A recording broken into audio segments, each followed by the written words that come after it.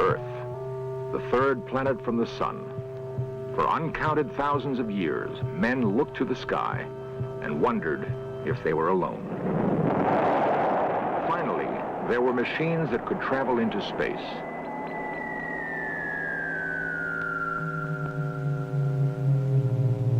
Men walked on the moon, but found no sign there of other intelligence.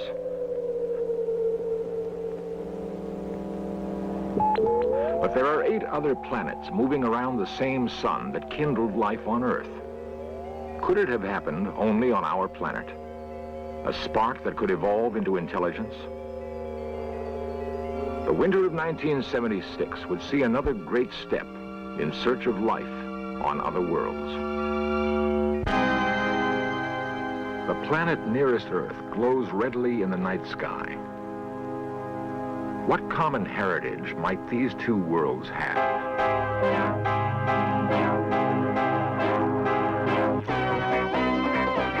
This series presents information based in part on theory and conjecture.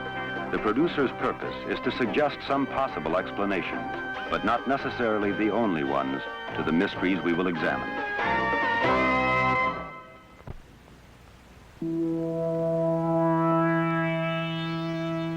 The first sunrise for mankind occurred more than 3 million years ago.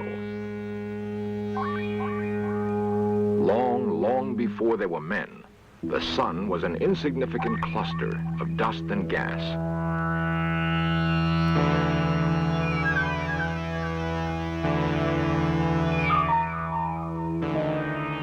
It wasn't long in the scheme of things before the gas and dust began to boil. Mass becoming energy, energy becoming mass.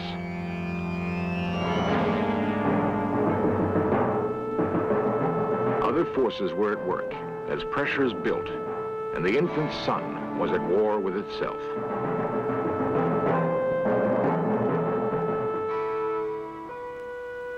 Nuclear fusion, the same force at work in the hydrogen bomb, created the sun and has fueled it through the millennium.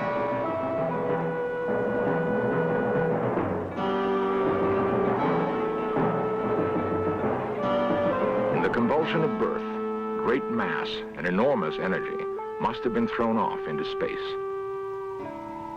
The planets were the cinders left by this cosmic holocaust.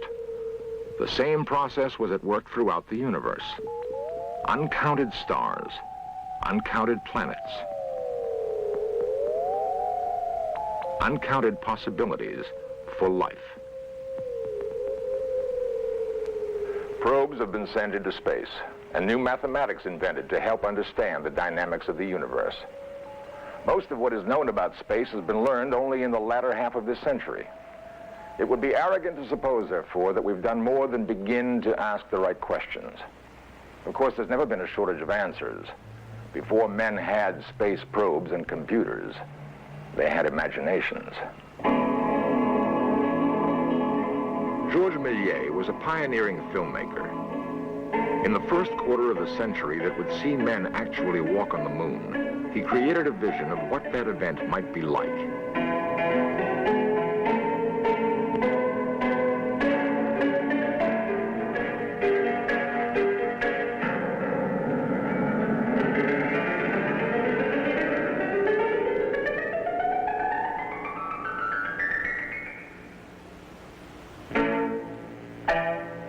Essential to Méliès' comic view of a landing on the moon was an encounter with aliens.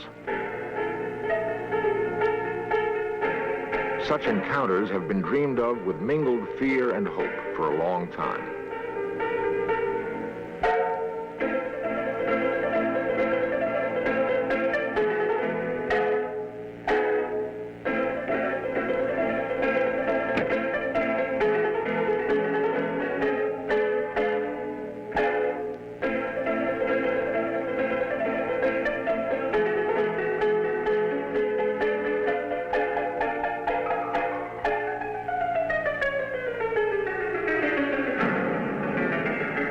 Ironically, Méliès' view of the return to Earth was not unlike a modern Apollo splashdown and recovery. Percival Lowell was one of many who contemplated the possibilities of life on other worlds. He was not a filmmaker, but a man of science. Lowell's passion was something he saw on the face of Mars. Lowell came to Flagstaff, Arizona in 1894 to build an observatory. He hoped that the clear desert air would afford him a better look at Mars than any astronomer before him had been able to achieve. The 24-inch refracting telescope Lowell installed on the site was the most advanced of the day. When all was ready, Lowell trained his eye on Mars. The conclusions he reached about what he saw made him one of the most controversial scientists of the age. Arizona newspaperman George Hoyt has written a definitive biography of Percival Lowell. His research focused on Lowell's fascination with Mars and with the remarkable conclusions he made after long study. Percival Lowell thought that there was intelligent life of some form on Mars. He deduced this logically from the existence of what he thought were canals on Mars, lines that he could see in a telescope that were highly geometrical, and he couldn't explain them in any other way except to assume that some intelligent beings had constructed these lines. Lowell's observatory is still in use today. Its creator died in 1916, having fired the imaginations of many and tasted the ridicule of others. Later research indicates that Lowell's canals were illusions, but the remarkable events of 1976 have proven the astronomer right on many of his other observations. He thought that Mars was in what he called the terrestrial stage of planetary evolution, and that was the stage after the one that the Earth was in, which was the terraqueous stage. In short, the Earth had oceans. Mars, he thought, had already lost its oceans, but it did have oceans at one time. Mars was drying up. Mars was desiccating, and he coined the word desertism for what was happening to Mars, and he thought that it was also just beginning to appear on Earth. Lowell's observation about Earth's changing climate was profound. The forces at work in the solar system have a rhythm and a reason beyond the grasp of most men. Changes that are imperceptible from man's tiny window on the universe can have profound consequences. Lowell believed that some small shift in the orbit of Mars or some fluctuation in the sun's rays had gradually deprived Mars of life-giving water. He saw indications that the same processes were at work on Earth. Could it be that some Martian scientist was able to warn his people in time? At the Jet Propulsion Laboratory in Pasadena, California, scientists like Harold Klein are studying the similarities between Earth and Mars that Percival Lowell was the first to recognize. Well, it's very difficult to talk about the evolution of a planet like Mars without too much information. The general theory at present is that both Mars and the Earth were formed at the same time, about 5 billion years ago. One would then postulate that at the beginning, when the solar system was created, Mars had a much denser atmosphere than it has now, and that in many ways it was much more similar to the Earth, and perhaps, therefore, was conducive to the origin of life on that planet, as we believe was the case on this planet.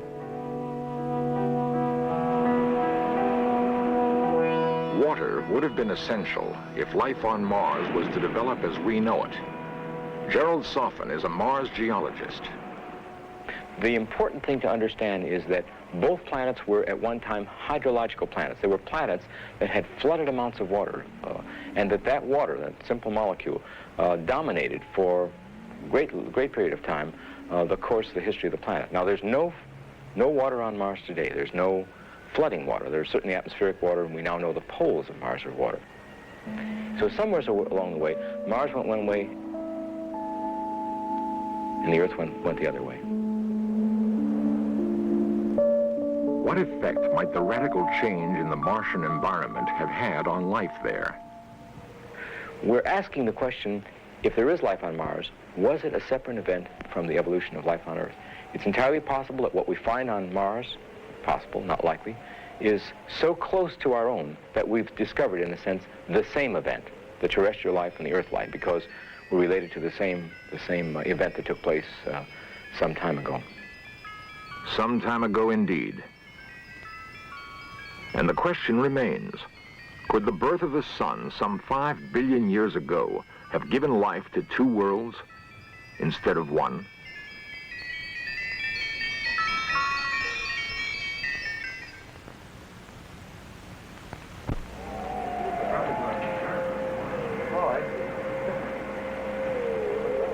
Mission Control, the Jet Propulsion Laboratory in the foothills above Pasadena, California. It is from here that an ambitious undertaking in space will be directed. The target is Mars, 212 million miles from Earth.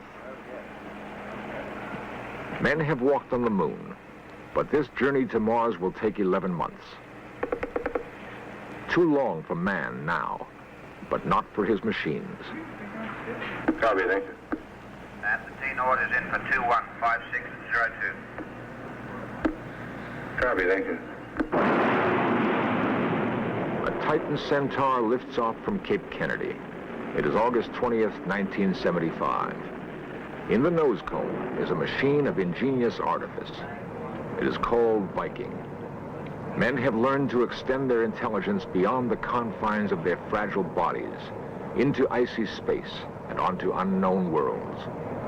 The machine will go where men cannot, for the present, go. It will obey the commands of the scientists in Pasadena, sitting at their computers 35 miles from the surfing beach at Malibu.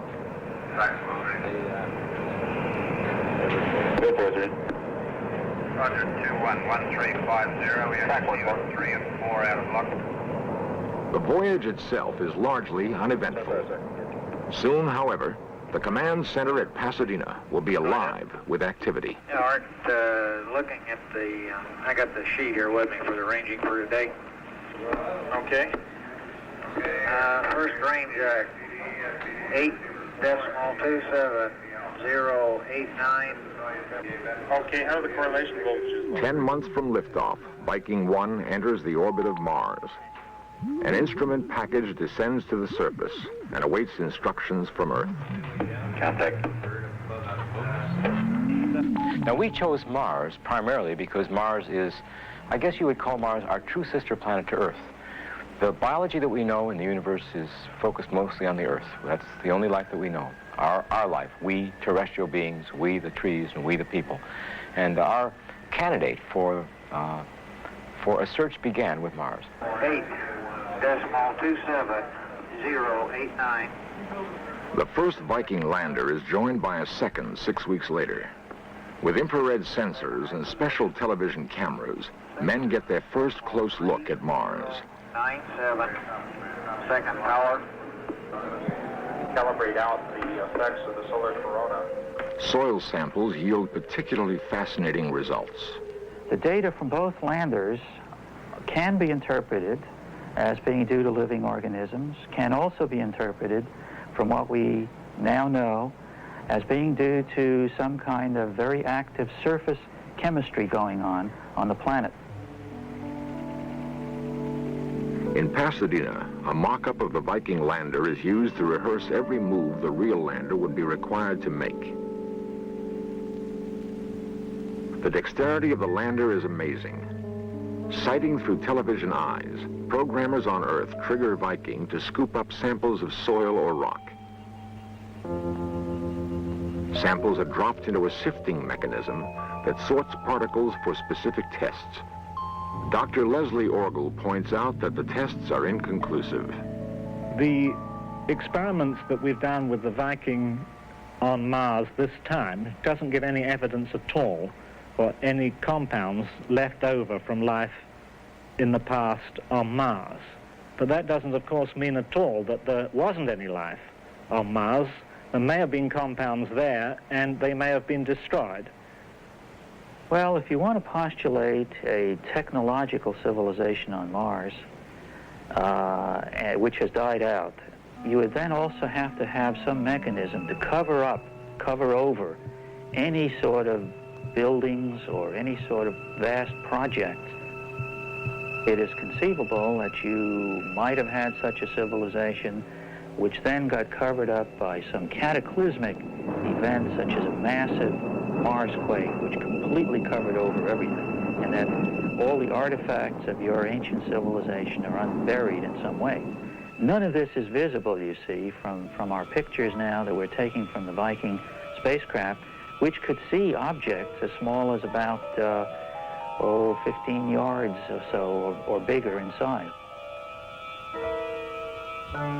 The Viking scientists believe that the Martian sky must have once resembled our own. Whether some natural catastrophe obliterated an ancient Mars civilization, we don't know. It seems, however, that Earth is not immune to the same forces that made Mars a desert.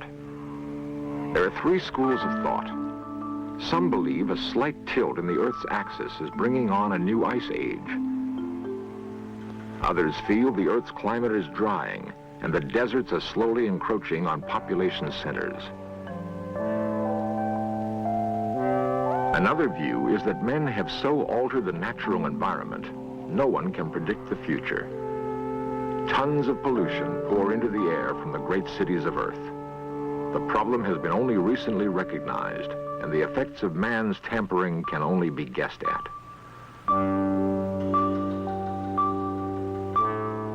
Men have done worse things than pour smoke into the sky.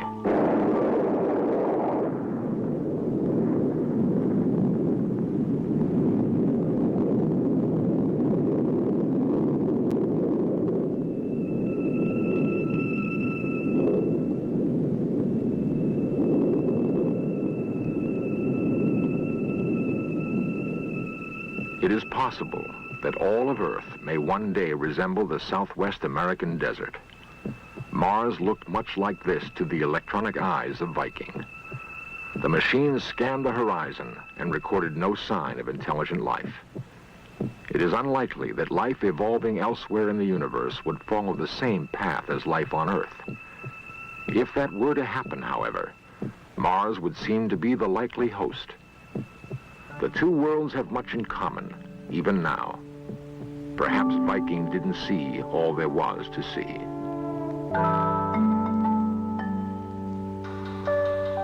Beyond that, could men recognize the works of a civilization radically different from his own?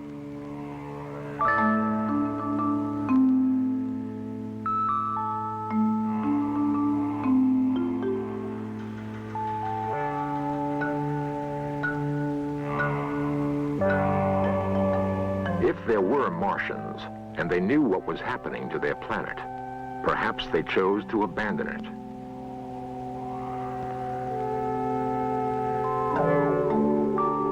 On Earth, men have developed the technology to create orbiting habitats. Theoretically, these artificial worlds could be built on an immense scale in weightless space. They could provide a safe refuge for long voyages in space, voyages to new worlds. It is not inconceivable that Earth once held the same promise and fascination for Martians that the red planet now holds for mankind.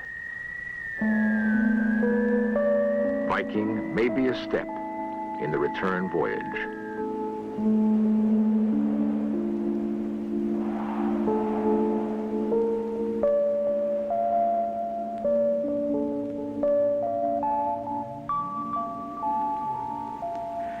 This is the beginning. This is really truly the beginning. Regardless of what happens next year or even a decade from now, we have started what will become an adventure of mankind in searching for not only the lowly forms of life, but eventually, I think, to search for intelligent life.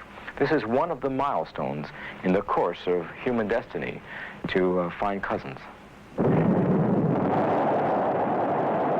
It is the inevitable path of man's destiny that he will explore the heavens.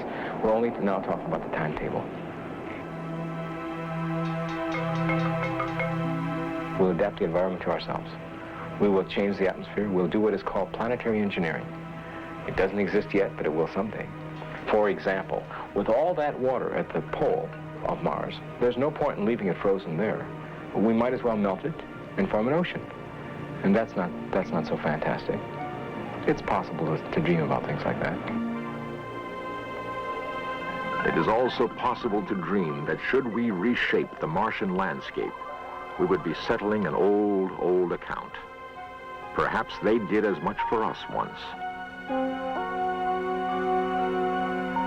If we, on the other hand, are unique in the universe, the time is approaching when we can spread our kind to the stars.